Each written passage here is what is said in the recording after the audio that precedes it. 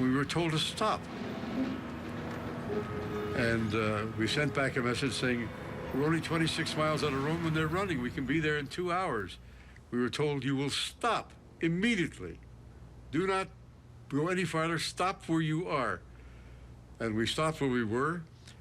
And we found out later the Americans wanted to take Rome. The Canadians were definitely the ones that broke the Hitler line, which then opened up the road to Rome. No question about it.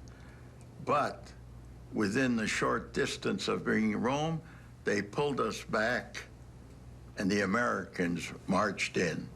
That was 2 days before D-Day, by the way. June 4th, 1944. Rome was free, liberated after 21 years of fascist rule. We could never understand it. We were there to liberate it. But politically, the Americans marched in. More citizens turn out to greet the Yanks, as now, in formal order, they pour through the gates into the ancient city. We done all the work and all the hardships and whatnot, and they took the glory.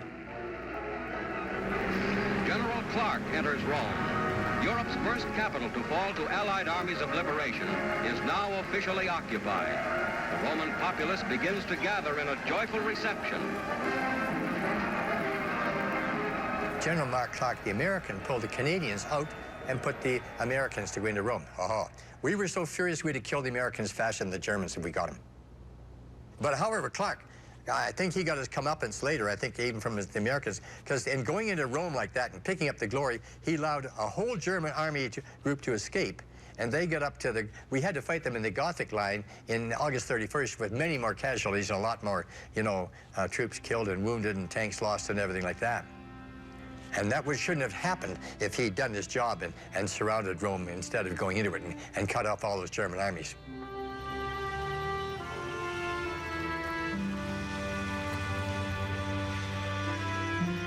We looked back at what we had accomplished.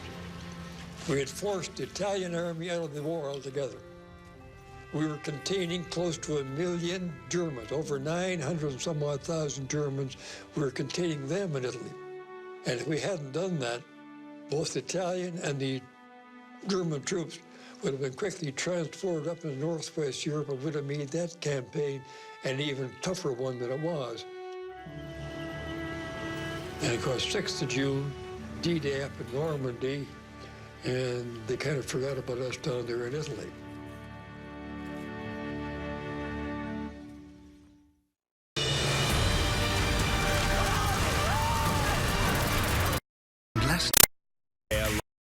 At 9 on Food Network.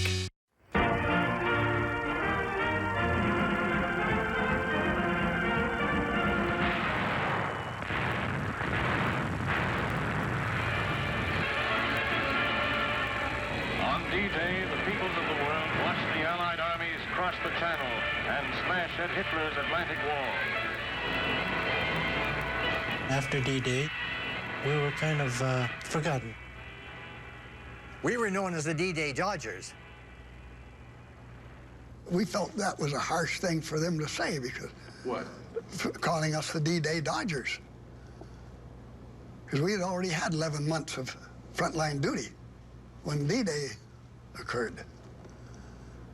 Yeah. And I'm sure the world knew that Italy wasn't a cakewalk.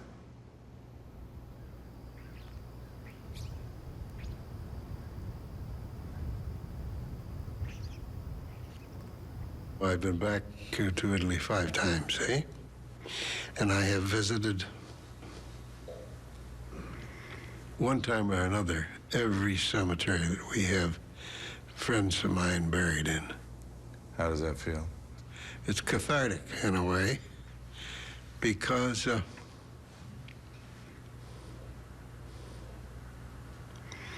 at times I have felt guilty that I'm alive.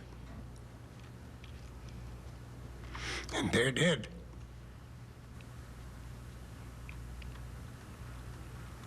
Can you understand that?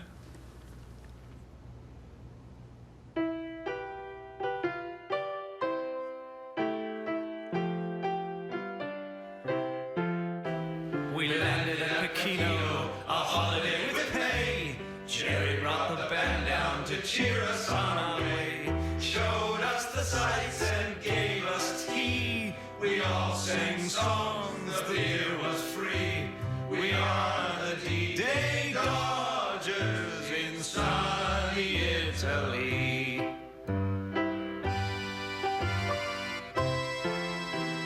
Sorrow and Crotona were just a couple of names.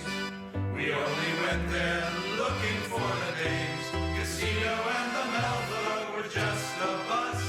We did damn all, sat on our arse. We are the D-Day Dodgers over here in Italy. When you look around the mountains through the mud and rain, you'll find the crosses, some which bear no name. Heartbreak and toil and suffering gone, the boys beneath them slumber on. They were the D-Day Dodgers who'll stay in Italy.